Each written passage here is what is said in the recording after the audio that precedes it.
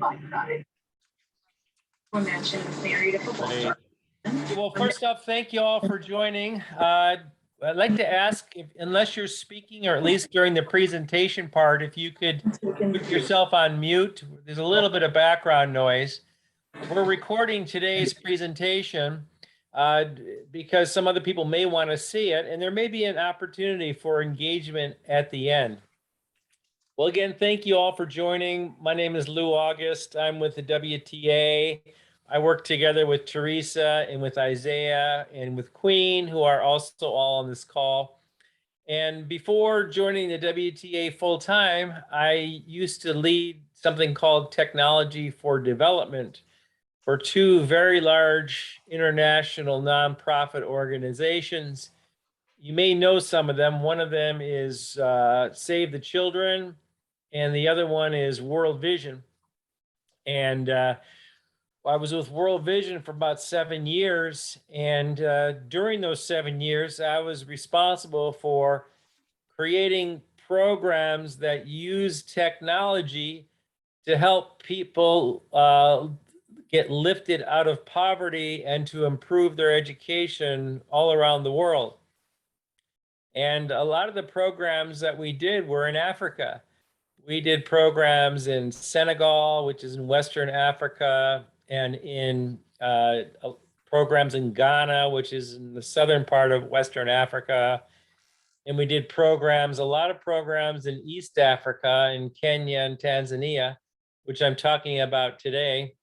And also programs in the southern part of Africa, in Zambia and South Africa. And it's just such an amazing, amazing place, and just strongly encourage everyone on this call, everyone I meet, to try to get a chance to go there if you can. I think sometimes Africa gets a undeserved bad rep as being maybe a dangerous place to go, or, you know, some place that's a little exotic and all, but you'll find the most kind and wonderful people anywhere in the world. And really the only, I think, real obstacle is the quality of healthcare is not real good. So you got to make sure you don't have a medical condition before you go there, because you really don't want to end up in their hospitals.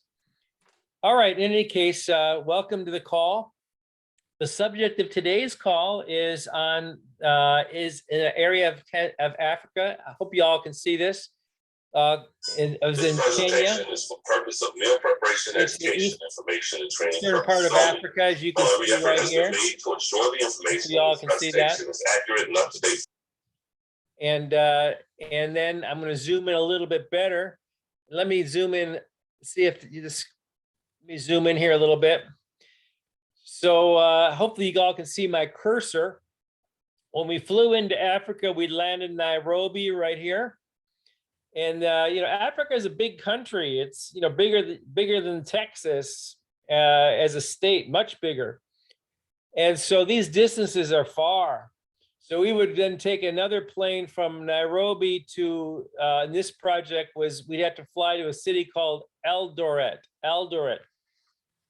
Now, does anybody here watch the Olympics? Anybody here, you know, familiar with any of the runners in the past? Do y'all know where maybe some of the best long distance runners in the world come from? They were from Kenya, weren't they? They always win.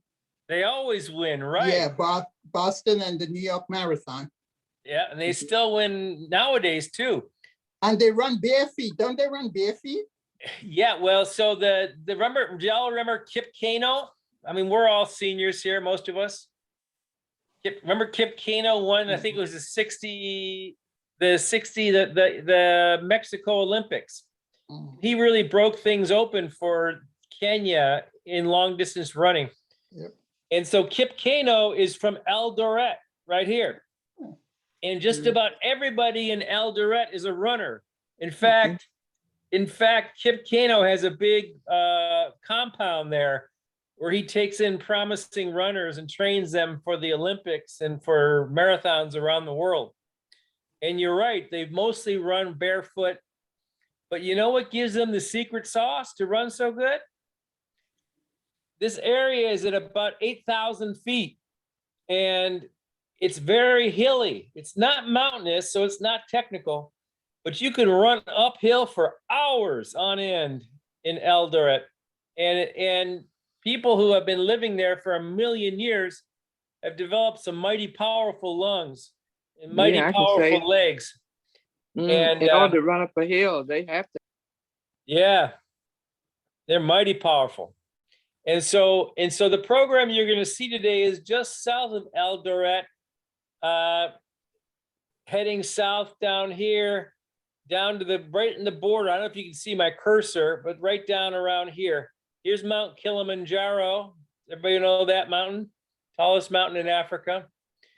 And here, right here, is the Serengeti. Y'all remember the Serengeti, where all the big animal migrations come from? It's right here. And the place where you're going to view is like right here. It's right between Mount Kilimanjaro and the Serengeti. Now, this area is very, very, it's like it's going to force me to, I might have to mess with my computer a little bit to get it to change. So just bear with me. This area is very, very, there's a lot of people from indigenous areas or areas that don't have a lot of influence from modern culture. And so because of that, there's a lot of need for help with food and water and economic activities and things like that. So I want to play you a short video about this community, and bear with me as I attempt to share this video. You're probably not seeing it quite yet.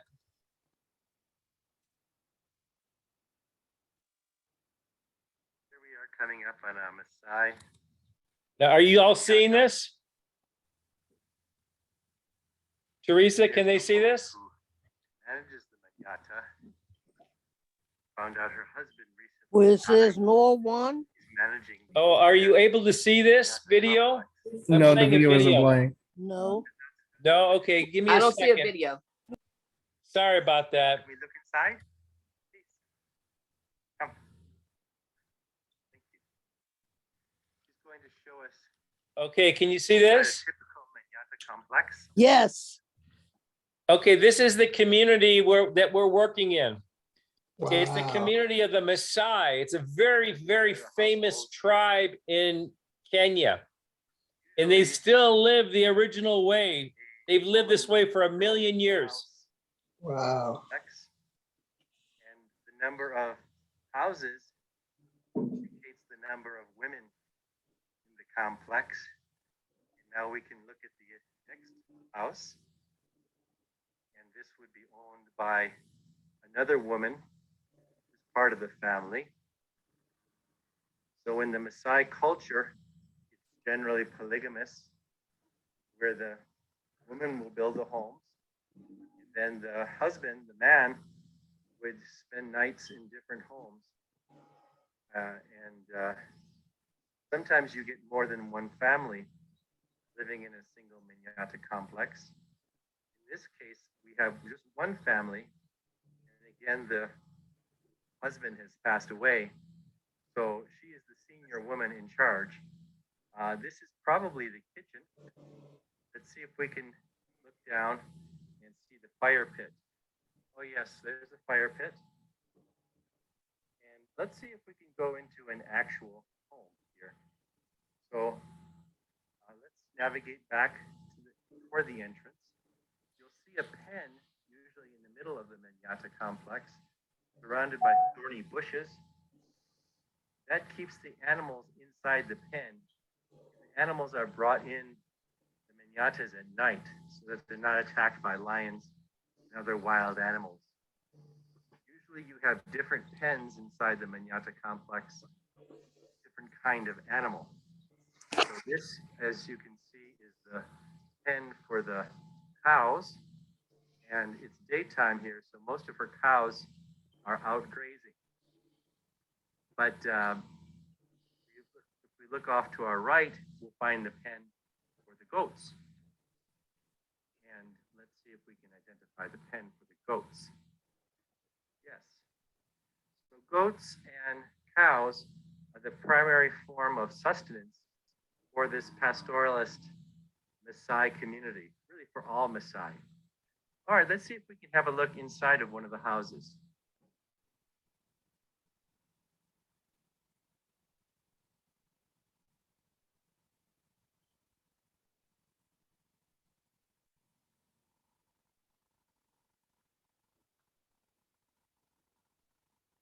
Okay, I believe this is the matriarch's household. It's the largest house in the complex. It's going to be quite difficult to film inside because of the darkness.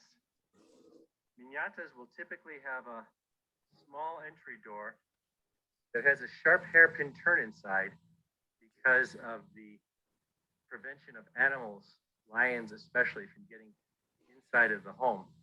So let's see if we can go inside, if it's possible.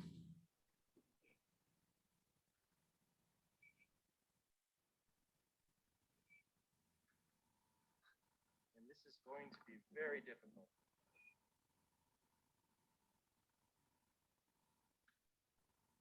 Yes, and it's actually complete darkness inside. So we will have to get some lighting to come inside. But this is it. And you can see there's a very tight entryway, which is designed to prevent predators from entering into the home. All right. Well, thank you very much. Any questions about that video? Oh, I can't hear you. Ms. Green, you're on mute. I'm sorry, Ms. Green, you're on mute. You can unmute. yourself. Now, Sorry. yeah.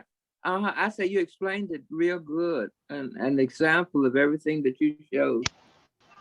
I enjoyed looking at that, and I learned a lot from the pictures. Well, thank you for, sorry, go ahead, Ms. Green. And I really did enjoy the scenery and everything, and they show you how strong they are.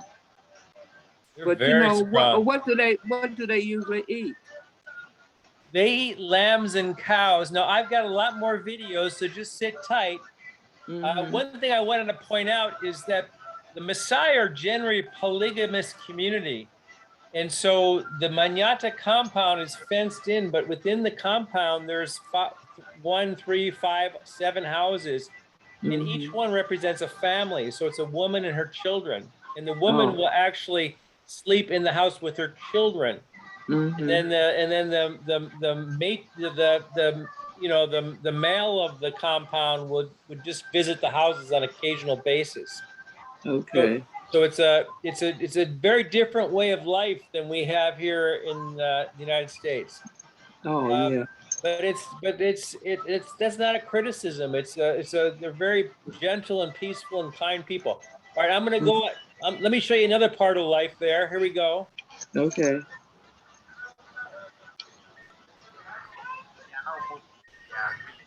So people there are pastoralists. They live and eat off of cows and lambs. Does everybody remember Nelson Mandela? Yes. Yep. Do you remember how he said that his wealth was measured in cows even when he was an old man? Okay. So the going back, a million years, people would measure their wealth not by money or currency or houses, but they would measure their wealth by the amount of cows and goats that they had. Oh. And so this herd that's a very wealthy man who owns that herd. There's a lot of them too. A lot of them. And there's a lot of money in that herd. Those animals are expensive. Oh. So the man will go off and herd the sheep and cows for days on end and leave the Manyatta complex to the women to manage. Oh. And he might be gone for days, even months on end, and search for grass for the herd to eat. And then he would come back and leave some of the animals with the wives so that they have something to eat. So it's a different way of life, but it works. Let me show you another one. Okay, now here's an interview with one of the very special. She's a very good friend of mine, a wonderful woman. She's to talk to you more about life there.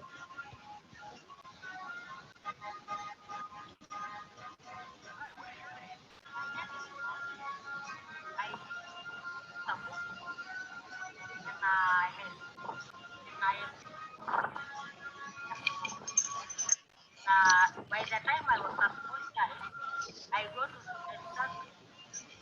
I go to by the time I go to my parents cried very much because it was not good for the child to go to school.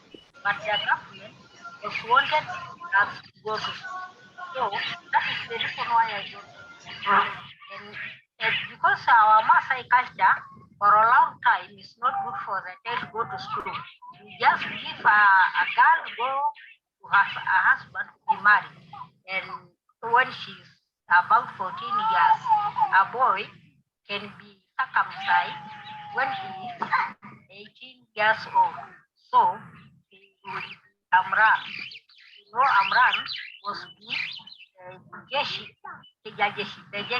the army of Maasai. The army of Maasai is Muran. So by that time, it is a must for a boy to be Amran, and it was a must for a girl to be married by force. So you know the Maasai people who pray God very much. They just go to the hill and pray God and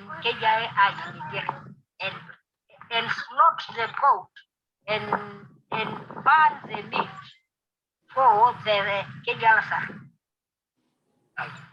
Yeah. Altar can go to heaven, and if they want God to give us rain, they go to the hill and slaughter the goat, and by that time they pray God and they get rain. And even the time that if a woman did not get a child for a long time, they just go and pray God at the hill. All the women go to the hills and pray God, and they get children who don't have children. So by that time, our mother. So I wanted to end. Any questions about that one? Yes, No. may I ask? Hi, Cheryl. What's the lifespan of people in that region of the world? I would probably say in around 50 some odd years old. Oh, You know what was interesting? You know how you can see someone's age in their eyes? Mhm. It was interesting when talking to some of the men and women there. They had the eyes of a young person, maybe 30 or 40 years old. But they had the face of someone who was maybe 80 or 90 years old. Okay. You know, you can tell that the elements living the way they do takes a terrible toll on their, skin and their bodies. Mm. But in true age, they were actually not that old. Oh, okay. And you might have picked up that she said that girls will become of age for marriage around 14. And that's a bit of a challenge for girls. Life as a woman is not easy for the Maasai because they often become, one of many wives, and then they have to build their own house, and they pretty much have to raise the children on their own. And they don't have a lot of choice in who they marry. If a Maasai Maran, a man who's of age, 18 years or older, wants her, and her parents agree to provide her, she doesn't really have any choice. Now, the good news is that a lot of that is going away now, so that the younger girls are getting more choices. But the people who live the original way still live that way. Well, when was this filmed? Is this like current today, Yeah, 2021? that was filmed in probably 2018. Okay. So it's fairly recent. I see. And here's another one of Naomi. Let me show you this one. Yes. And our Maasai culture too, सारी ingredients support ingredients हैं मेरे पास है ये Kashmiri having आपके पास है Africa का powder white. उसका भी इस्तेमाल कर सकते हैं What about थोड़ा सा ये जाएगा quick stir and again, our Maasai women are the one who are northern man. Because the houses they live, houses, थोड़ा nice stir वो है जैसे आप टमाटर डालेंगे ना तो उसका टेम्परेचर नीचे आ and जाएगा और हमने डाला let this be that is important and get some a little bit of the children. And again, you can take milk and send somewhere and get money, buy food. So, this is good. The Maasai women, इधर एक concept debate रहता है कि शोरबा और soup में क्या for फर्क the है children, शोरबा मतलब कि पतला होता है या पूरी नहीं होता so that we can send everything like होता है कुछ कहते हैं देखिए शोरबा जो है ट्रेडिशनली our children. इंडिया को ना We need nowadays to get अगर हलिया है या कोरमा है या शोरबा है शोरबा मतलब पतला या तरीदार जो है वो कैटेगरी है उसी के अंदर से ये शब्द निकला शोरबा से बना शोरबा और शोरबा मतलब soup I'm gonna stop there. Mhm. One thing you may have noticed is that school there is not free. School, you have to pay for school, even primary school. And it's the wife's responsibility to provide the school fees for the children. And so the women will do just about any, lots of different activities to raise money for school fees. Okay. The biggest one that they have is selling their jewelry. So you know how the Maasai beads are so famous worldwide? Mm-hmm. The women use that as a major way to make money. Okay. But the problem that they have when you go into these deep, areas where they don't have access to outside people, like in many cases, I was the first white person that the children had ever seen. And the tourists are the people who buy the jewelry a lot. So they don't have access to people to buy their jewelry. A lot of the tourists are from outside of the region. So they need someone a market for their jewelry, which they don't have. Now I'd like to show you a little bit from a man's perspective of life. This is Noah. He's a now. टमाटर आता है थोड़ा सा dry होता है तो उसके अंदर खटास कम होती है which means आपकी जो रेसिपी है सेम रेसिपी बिकॉज टमाटर अलग है हर मौसम में थोड़ा सा अलग टेस्ट देगी which is absolutely normal आपको सिर्फ खटास को बैलेंस करना है एक चीनी से that's all क्योंकि आपका जो टमाटर का फ्लेवर है जो रॉ फ्लेवर है हो जाता है एक अच्छा सोडा फ्लेवर देता है अपने से आप चाहें I just come from the around. I'm also the manager at Kitapo Community Planning Center. So here is a Maasai village. We have a Manyata there where people live.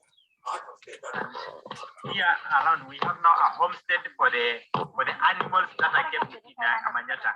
Here we have a small homestead for the calf. The young one of a cow. They get helped by the owners of the family. And then there we have a homestead for the goats and the sheep. They sleep together. And then again behind there we have the big cows. So all of them don't sleep at the same place. They are in separate. So that's a little bit from Noah. He's a leader in the community. He's known as a Maasai Maran, which is one of the leaders. Any questions about that video? Yes, any reason why their outer garments are so colorful? Just to show you. Yeah, so here's an interesting story. So the Maasai live in traditionally very, very deep wildlife country. This this village right here borders Amboseli National Park. It's, you know, one of the biggest animal conservatories in the world. And and the Maasai have lived there for, you know, for forever. And so what happened is over time, the animals, the dangerous predators became aware of the colors. So if you were traveling across the land with your sheep, or even especially by yourself, if you had a red cloak on or a colorful garment on, the lions will stay away from you. Mm. And the reason they would stay away is because the Maasai Maran can kill the lion. It's the only other animal, only other living thing that can kill a lion is the Maasai Maran. And they do it in a group. They actually hunt down lions and kill them as a group. And so, you know, imagine 1,000,000 years doing this, those lions equated those colorful colors with danger. Oh, okay. And so it keeps predators away. Okay. Well, how do they kill the lions? Do they have weapons? Is that what they do? Here. Yeah, here, hold on. I got one right here. I got this from a Maasai Maran Okay. in Tanzania. It's in my living room. A spear. Yeah, Oh, there it is. Oh, wow. Oh my goodness. Yeah. Can't see it. I answer my front door with this at 3 in the morning if someone knocks. We didn't see Yeah. the picture. We didn't see the picture. We heard you talking, but we didn't see the picture of the Oh, lion. it's in. Oh, sorry. You see my picture? Can you see my Yeah, picture? I see you. See the spear? Yeah. Uh-huh. So yeah, one of the guys gifted that to me. I also have this incredibly great knife. Oh, I have it right here too.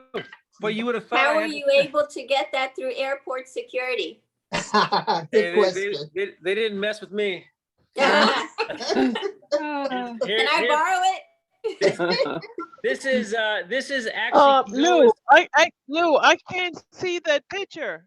I don't know if some people can you see it. I scroll can't to see see it me? either. Well, he doesn't have it on the screen. You've got to look at his picture. It's not on the screen. Oh, here, let me see if I can get you on the screen. Hold on.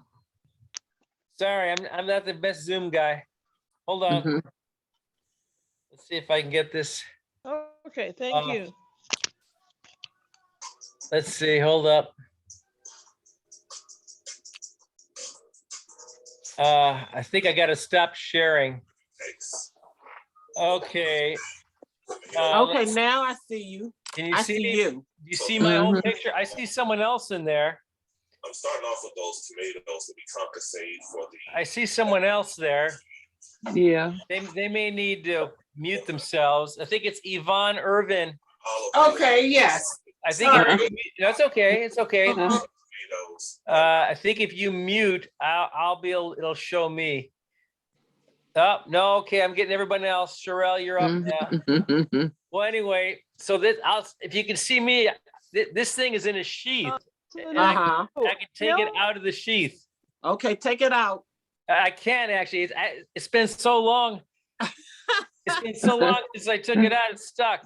Oh wait, it's Oh, coming. okay. It's coming. Here it comes. Mhm. This was Noah's knife. Oh. Yeah, if we play the video, you probably see him wearing it. This is Mhm. that. Yeah, this is hard to get out. Wow. Mm. Well, anyway, you get the picture. Yeah. I tried to bring this into DC office at Judiciary Square. They apprehended me. Well, how long was it? How long is the blade? It's about 18 inches. Oh, it's Okay. coming now. Uh-huh. Can you see it? Yeah. Yeah. About I eight. can see. This is their main weapon for battle and for fighting animals. If they get into hand-to-hand combat, Mhm. a Maasai will never be far from his knife. Never be far from it. Well, they have to be real close to the animal to use that knife. Oh, I talked to Maasai Maran who killed lions at short range. Oh, that's bravery. The one guy who I talked to who did that, he actually jammed his knife up the throat of the lion who was trying to bite him. Oh, that was close. Mm. Yeah, keep in mind these lions are 400 or 500 pounds. I mean, they can kill you with one swipe of their paw. Oh. So you don't get. So how does he avoid getting clawed to death before he's able to put the knife in his throat? Well, yeah, probably most of them never get that far. Probably most are killed. But this guy survived it, and I guess it was just the luck of the draw. Wow. Yeah. Well, let me keep going here while I got you all here. So you saw Noah. So we went into this community. I'm gonna show you a story here. We went into this community and built a technology center. This is back in 2010. And we built a technology center, and we couldn't get them to use this center for a year because they thought it was witchcraft. It didn't, make any sense. Imagine bringing computers into that community. So I'm going to play this next video. Hopefully y'all can see it. Can you see that? Yeah, we see you. Oh, you see me. Okay, hold on. I think I got to share screens again. Okay.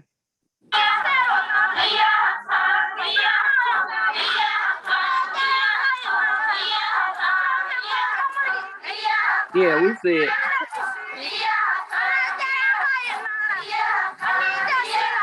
Oh, they're really colorful too.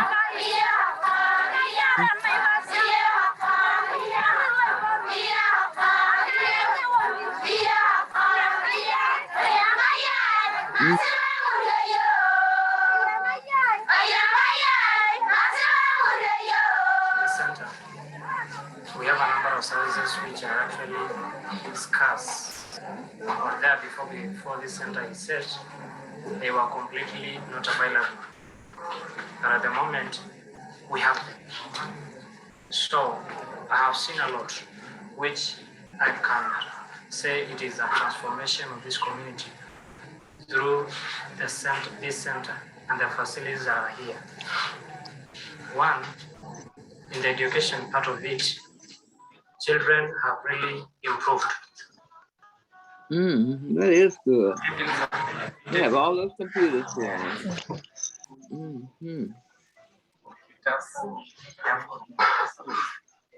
As well as the head teacher, they benefit a lot in preparing my documents and any other documents that are necessary to the management of the school. We are also assessing the community in giving them information that are necessary for their daily life. For example, in getting the news or the other information that are happening in the community as well. They are benefiting a lot of information. They are gaining information. Very important for them, for their social life, economic, and other health, and many other things. In this community, the higher population constitutes women. Most of them are the breadwinners of families. Their main activity is beadwork, whereby they make beads as they show them making now. The main problem with us, we don't have market to sell our beads. So we just make them. Sometimes we get people from outside, we just buy, use others for our decoration or just our smartness. So if we get the market, we could be very happy. So please try to help us. That's the only problem we have. We are serving this community, which is of a population around 2,000 people. The next time, according to the operation of the World Vision, the possibility we have here. Thank you.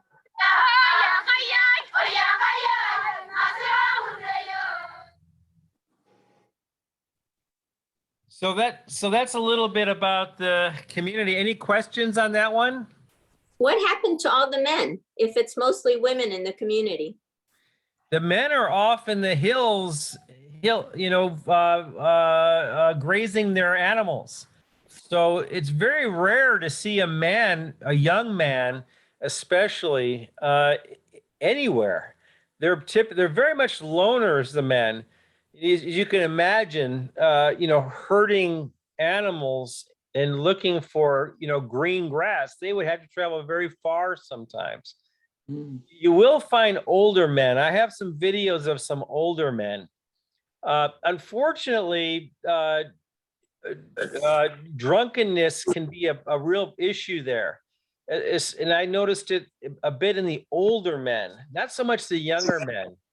But if you went into the village, I could show you a video of it. Sometimes I would encounter a drunk elderly man, approaching me, not in an angry way, but in an unusual way.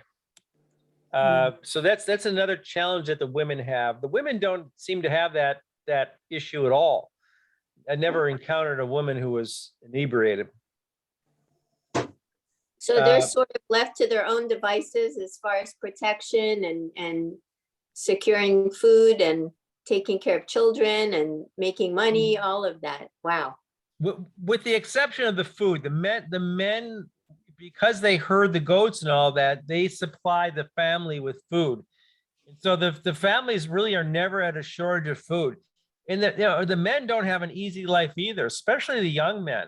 Like Noah, very responsible. I mean, he's a very proud and right to be so, young man, where he takes supporting his family very seriously. But the way they do it is through absenteeism. I mean, they are just gone all the time for days, months, weeks, months on end, grazing their animals and leaving enough animals behind for their wives and their children. The Maasai also have a warrior culture. I don't know if there's been a number of books written about how Britain was driven out of Kenya. Do you remember I think there's a book, Into Africa, and what was a couple of famous books. The Maasai Moran were vicious fighters. And, these men, they're tall. Noah was like 6'2", and they're built like rocks, and they don't hesitate to fight. They conquered a lot of the neighboring tribes. The Maasai were not well liked. They were not well liked by other tribes because they were so fierce. So the it would be a great venture to go in, to be able to, if it wasn't for COVID, but it would have been a great venture to go in and help them by sort of setting up some sort of partnership to market their beads and their jewelry. Very beautiful. I'd like to know, do the women have very large families?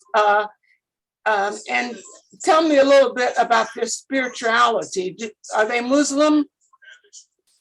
Yeah, so there are Muslims. That group I was in was mainly Christian, and also through their own religion. I'm sorry, I don't know a lot about that. I do know that a lot of them are Christian, and yeah, so that's as far as the family size. You heard Naomi say that her father had 52 children. Wow. One of the things, because he had multiple wives, right? Multiple wives, yeah. Yes, one of the things that's remarkable. Remember how I said that the male will count their wealth by the number of cows and sheep? Yeah. Well, even more than cows and sheep, they count their wealth by children. And what's interesting is Kenya is one of the countries where abortion's not allowed. And if you talk to a man in Kenya about it, they're absolutely dumbfounded. It's like someone burning their own currency about that practice. That's about that particular practice. So it's a very different way of life than we have here. It is different. All right, so I'm going to go on. So was that Mandy that brought this up? I don't know if you read my script, but I want to share some pictures with you. Lou, can we do attendance right about now? Oh, yeah, sure. Go ahead, take over there, Teresa and Isaiah. Yeah, I've been working on it pretty much this entire time. So do you need a break, Isaiah, or should we continue? You can continue. I have everybody. All right. So I've got I don't know if that was Mandy that raised that question or It was, yes. Oh, so your timing was perfect because this is my very next slide. This is some of the jewelry that the Maasai women make. I don't know if you can see that. Yeah. That is beautiful. That is beautiful. And the green remind you of the grass, which is that's very precious to them. The grass, because they have to feed the animals. Yep. Mm-hmm. And then here's some more. Here's some more. Oh, that's beautiful. I like that. I would buy that. Yeah, I'll buy that too. Shaped like a spear. Yeah.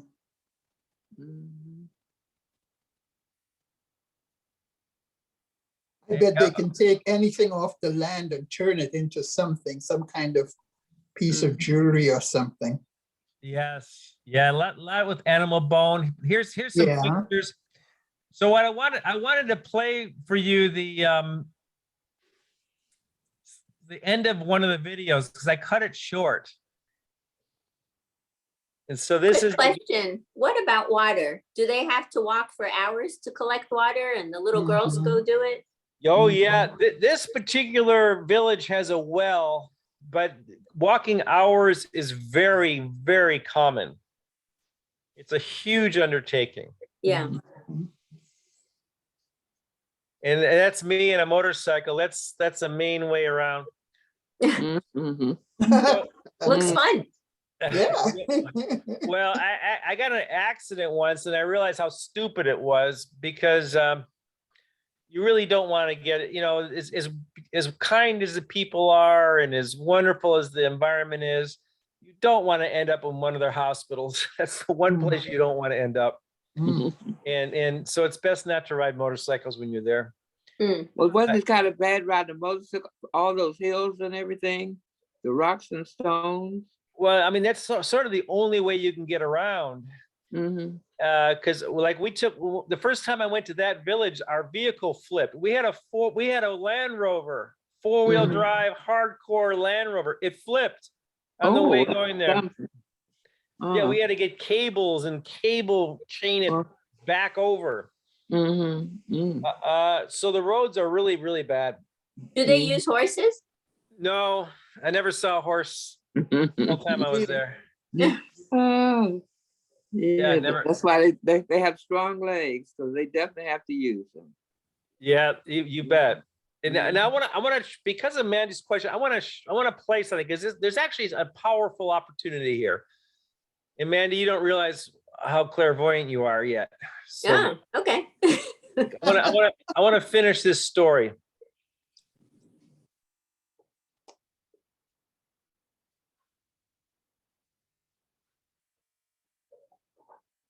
Okay, so you saw this.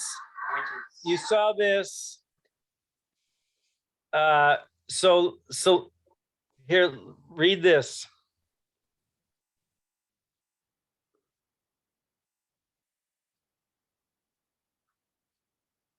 Wow. Okay. Oh, perfect. Oh, wow. Yeah, that's nice. Cool. Lovely. Yeah, like that.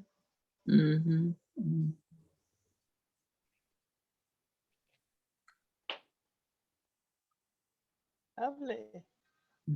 Okay. Right, that is history. Lovely.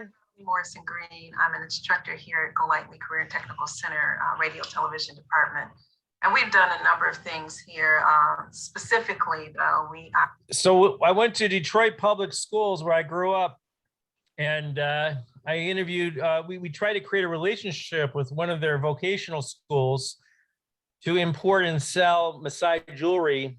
And so we began this back and forth dialogue. So I talked to the teacher. I'm going to skip through it. I talked to a student. I was in high school, didn't know what I wanted to take it. I came in here, I was amazed with what I saw. the Apple computers, the HD cameras, like I just said, when I'm doing this double the clip. And So talk to the students. They were all excited about creating this partnership with the Maasai, selling their jewelry in Detroit.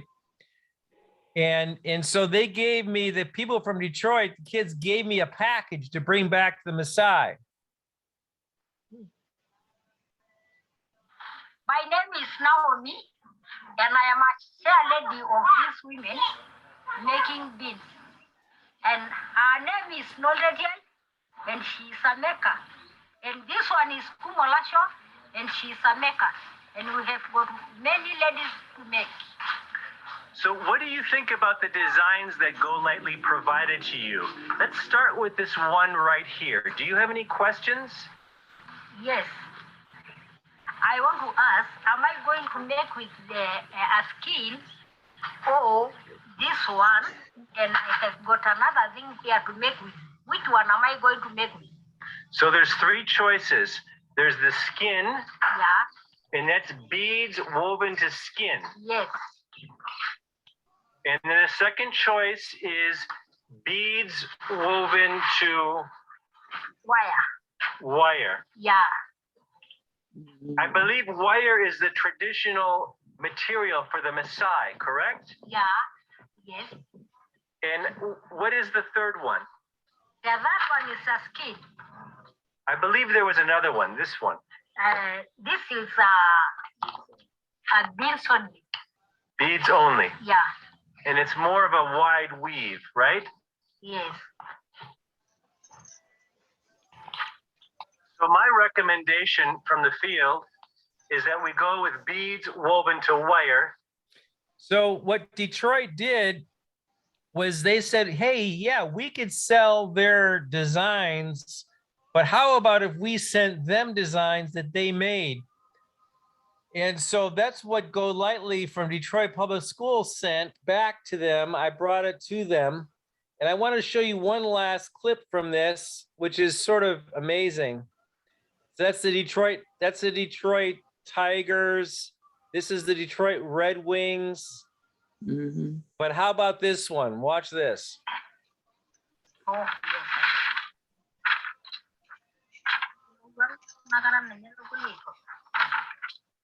A tiger, a lion. I want to know too, if am I going to make with a wire or a skin, and this one called just only beans alone, and which color?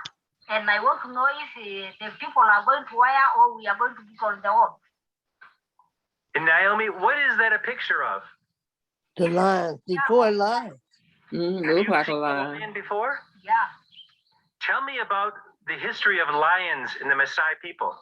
In Maasai people, lions used to eat animals, and the Maasai Moran used to kill lions. So it is an enemy for us because he eat our cows. Have you ever killed a lion, Naomi? No, I am a woman, and a woman are not going to kill it. Has anybody in the Kisipuk village killed a lion before? Yes, for a long time they kill it. Okay. All right. So the Kisipuk people and the lions have a long relationship together, don't you? Yeah. Thank you so much.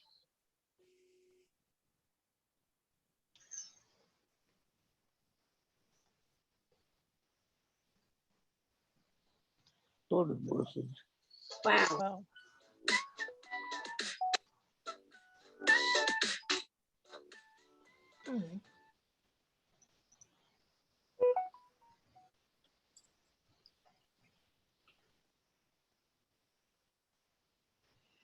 Oh, no.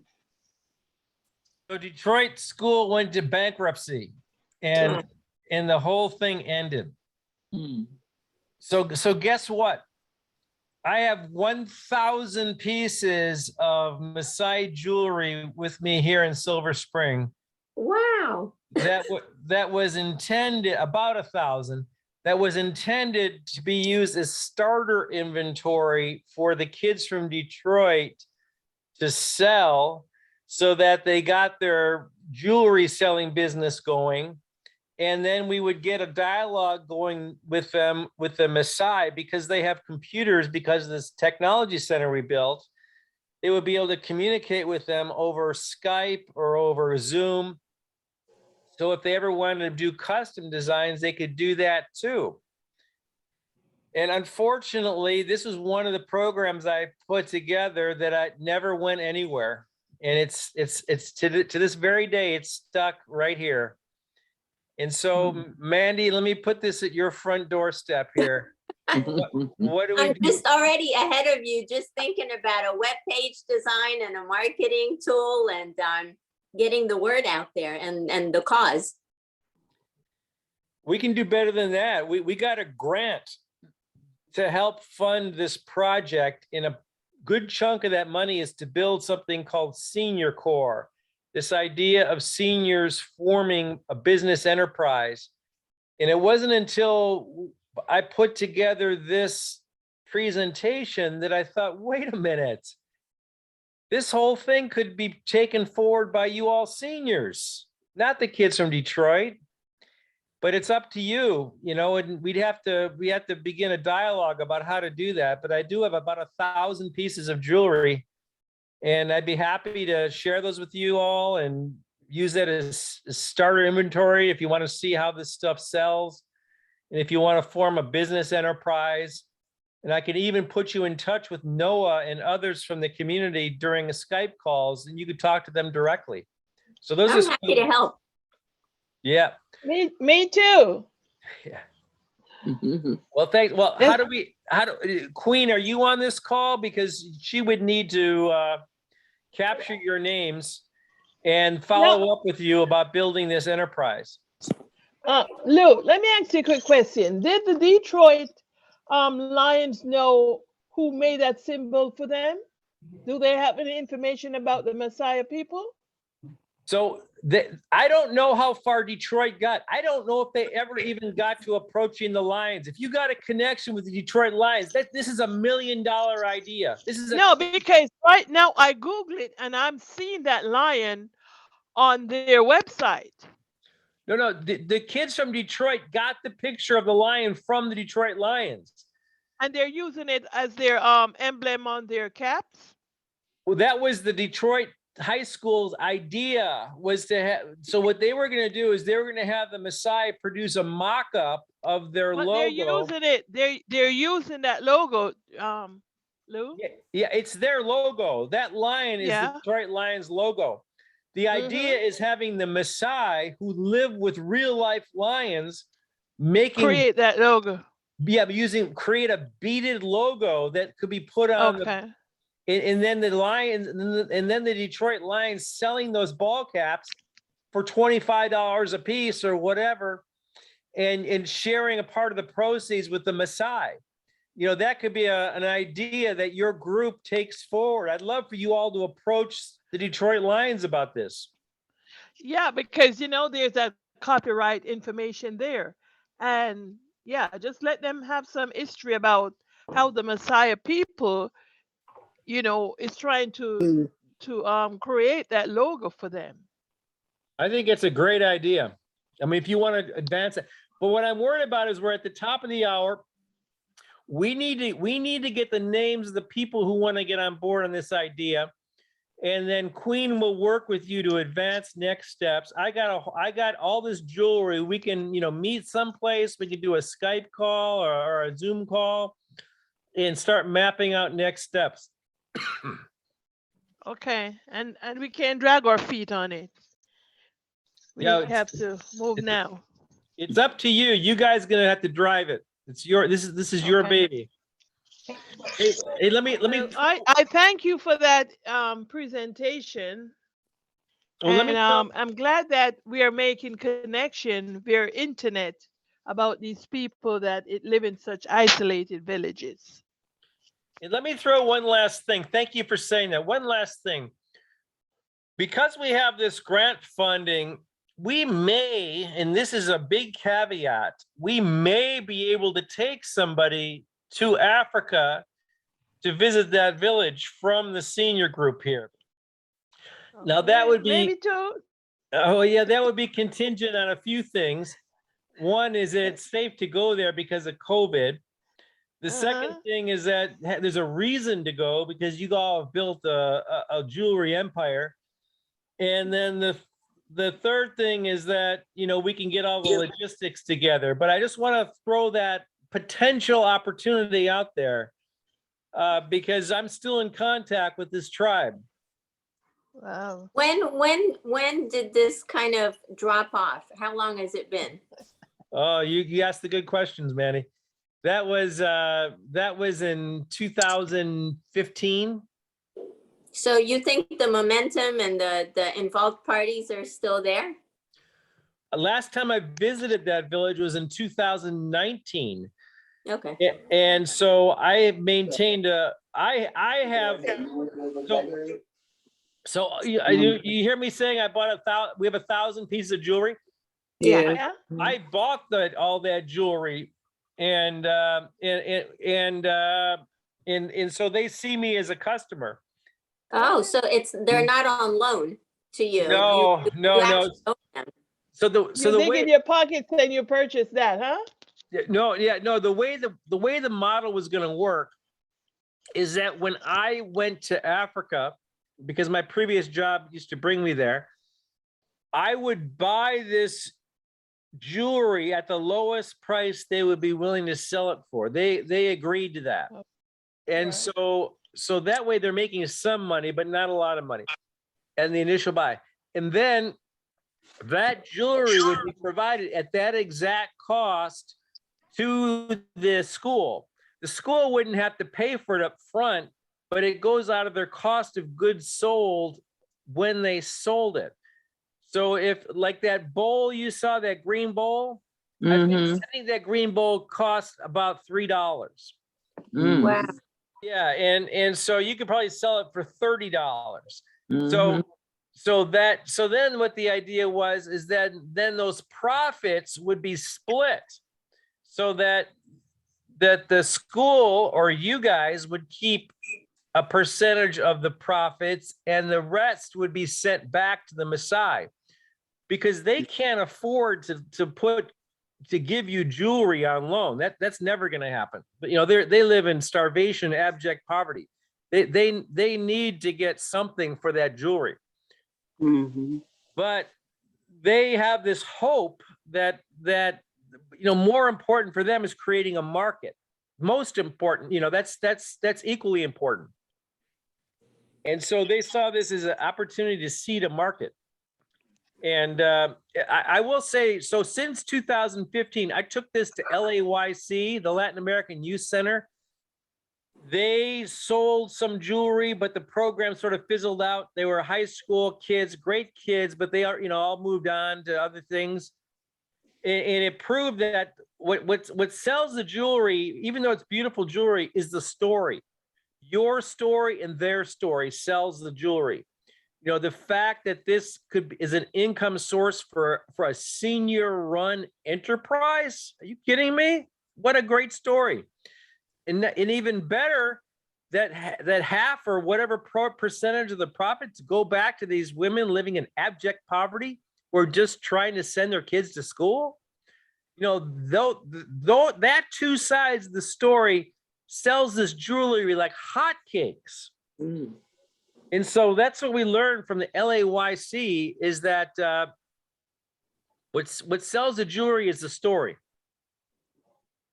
Well, to piggyback off of that, I mean, immediately it comes to mind that every morning on the Today Show, there's a newscaster by the name of Jill Martin, and she showcases like specialty items that are available, especially for the holiday seasons. And they show a barcode where you just scan it with your camera and you can get to the website and be able to purchase things directly. So that's one thing, is to get on something like that kind of platform.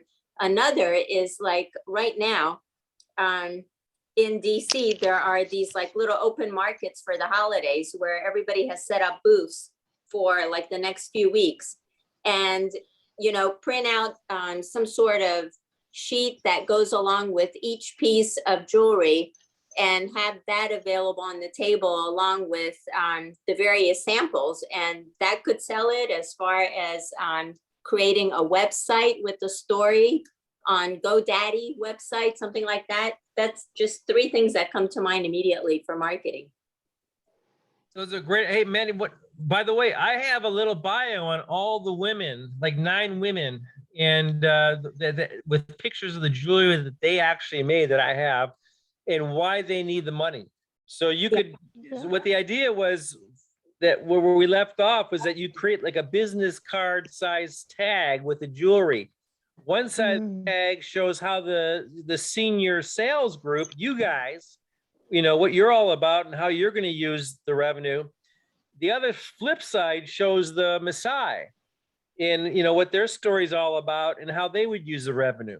And every piece is attached to the actual piece of jewelry that the Maasai woman made.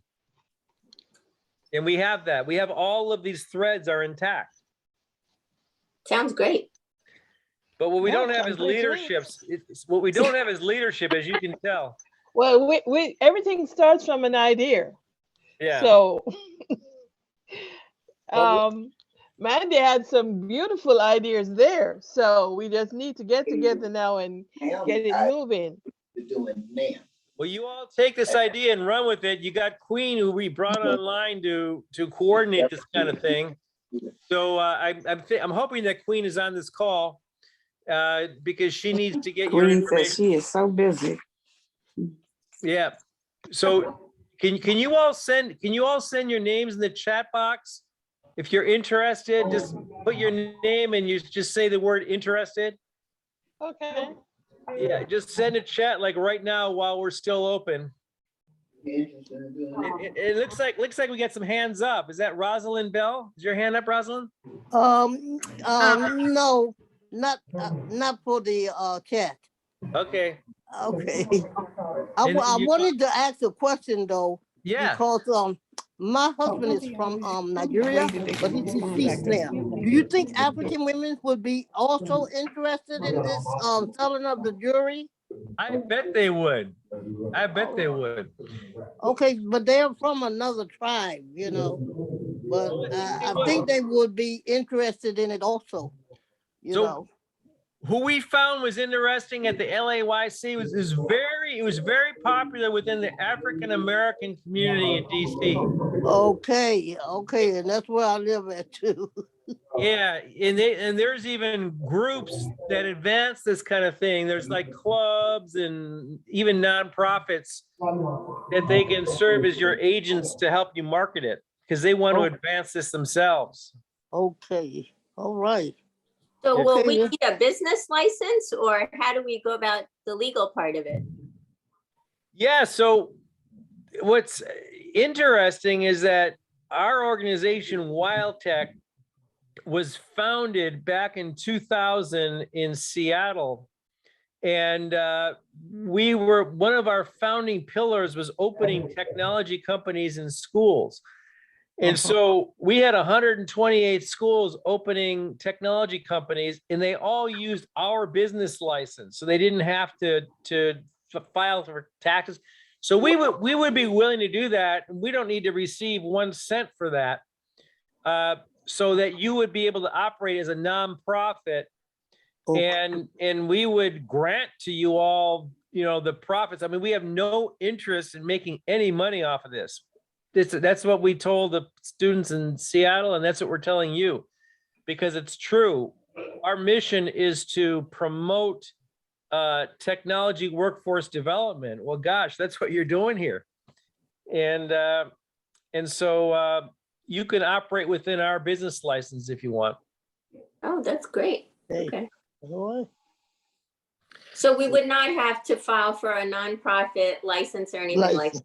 No, I mean, I would hope that you grew to the point that you say, okay, we're ready to, you know, go off on our own. That would be a dream for us. Mm. We'd be like your parent, you know? So how would the taxes work? Oh, we operate as the fiscal agent for projects all the time. So during the pandemic, we did it for an organization in Bethesda. that collected, that provided computers to students in Southeast DC. You know, we collected $20,000 in grants for them and distributed $20,000 to their project. So, so that's something that we very commonly do. It's called fiscal agency. You can look it up. So if someone has a project idea and they don't want to set up a nonprofit to do it, they'll recruit a nonprofit to serve as their fiscal agent. Okay. Okay. And yeah, and again, we have this chunk of money. It's a significant chunk of money that was granted to us. We haven't received the funds yet, but it was pledged to us to advance your training and to advance senior corps. So, you know, we have some room to be creative with this, including growing this idea, if that's something you all want to do. I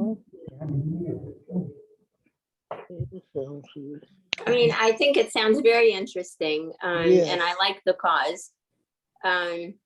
I guess the next thing would be to gather all the names and form a committee and then set up a meeting to kind of get ideas together and start launching. Sure. I see Queen's back, so I'm hoping she's hearing this. Queen, are you hearing this? Yes, I do hear. So Queen, are you going to capture everyone's name in this call? I would like to assign Mandy for this job since I'm doing a million things for the seniors in office. Assign me for what job? Yeah, just basically collecting names, Mandy, and kind of help us move forward since this whole thing is a senior program. If you wouldn't Okay, mind. so I would just need people to, in the chat box, chat to me directly with their names. Thank you so much. Sure. This is yes. Queen, but you still need to serve in a coordinated capacity. So I would ask Mandy that they put it in this public chat box, if that's okay with everybody. Yes, so it that is. And then you can forward it to her. Queen can keep track of it. That's all. Right. Yeah. Right. And so I see that Juliet, Chris is interested, and there's me, and who else? Well, I want to come aboard, but I don't think I'll be able to. Oh. And guys, you don't have to be an expert. We're learning together on this.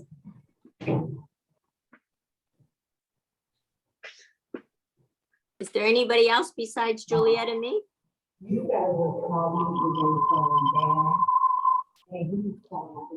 Well, Mandy, we can hold a separate meeting if you want to. If we elect, if you all want to recruit more people, we can put a presentation together just on this idea. Yeah, we alone. can do that. Okay. Yeah. You know what? If I might speak, I know it sounds like a good idea to me, but I know my plate is already full. And I would not be a bit surprised if that isn't the hesitation on the part of a lot of people. So it may be that this group can also consider some other options that we might be able to do to help support it, where we're not put into a fixed box. I wouldn't want to mislead you, Lou. I don't know you, but as good an idea as it sounds, the only thing I think I might be able to do to help is to buy some of the jewelry you're carrying, but in terms of actually doing something, I've got a class of 22 I'm trying to get out, a class of 21 I just got rid of, and a class of 2024 coming along. So it's like I would be pretending to take on something else, at this particular point. Totally get it. No worries at all.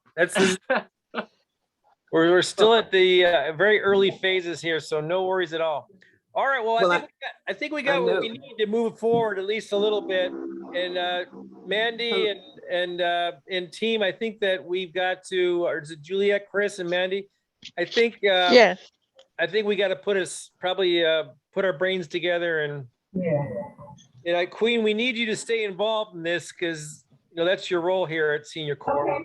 Not a problem, Lou. Although Mandy and Juliet can lead the charge. All But right. maybe with the new year, we can kind of look at that at that point after the holidays. Yes, we have time, Mandy. That's good. All right, y'all. Well, thank you so much. No, guys, before you go, Yeah. when is our virtual party? Oh, yeah, the virtual party. Well, we're gonna send invites out in the next day or two. It's December 21st. It's at 1 o'clock. So instead of Travel Tuesday on December 21st, we're gonna have our virtual party. But I'm pretty sure, and this is part of the reason we don't have the invite out yet. I'm pretty sure that we are going to also host a face-to-face at the same time, so that we'll all gather on a big screen together. For those of you who can join us face-to-face, and those who want to join over Zoom can just join over Zoom. And that will be at our DC office at 1200 18th Street Northwest. But and we're just 2 blocks from Farragut North Metro Station off the Red Line. But wait for the invite, because we still need to firm up on that. And if the logistics come together as we hope, we'll have some cake and some other refreshments available for those who show up in person. And we'll also have the prizes to award at the same time as well. You don't have to be physically present to get your prize. You don't even have to be on the Zoom call to get your prize. It's strictly awarded based on the points you earn.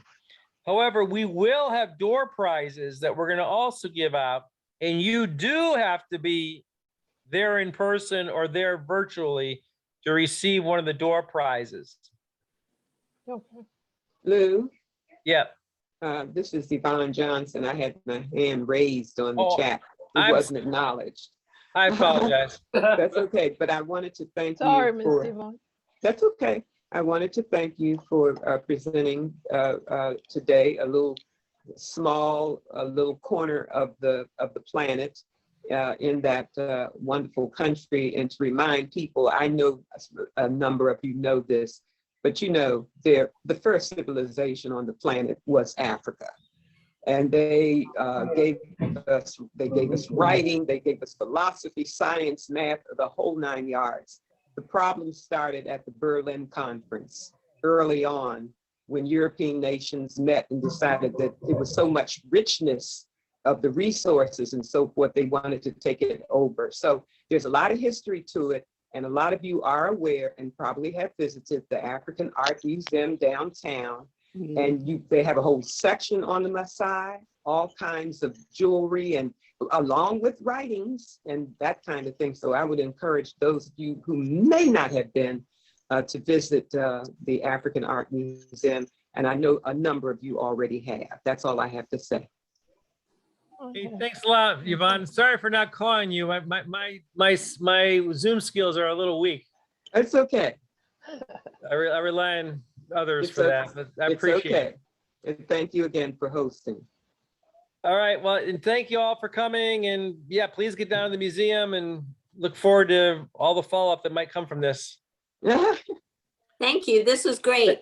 Thank you. Bye. Thank you. Bye. Did you get my name, Denise Jackson, on the roll call? I think so. I can imagine that we'll send an email out to everybody in this call, so you get a chance to respond with your interest or not.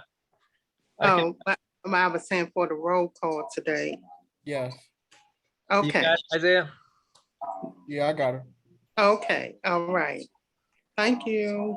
Thank you again. Very interesting. Thank you. Yes. Maybe you can do part 2. Yeah. Yeah. Bye. Okay. Bye. Bye. Bye.